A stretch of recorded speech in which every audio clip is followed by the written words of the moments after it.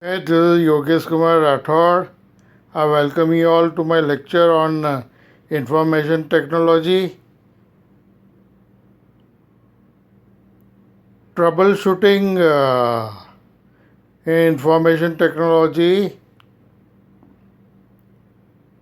First, you ping 127.0.0.1 and then you ping your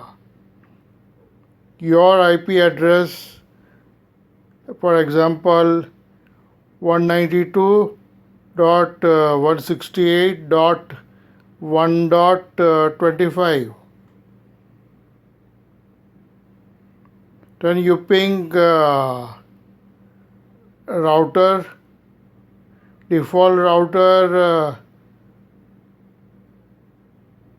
example 192.168.1.254,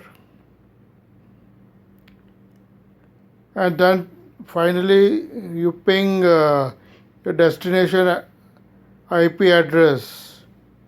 I will give you more information later. Thanking you.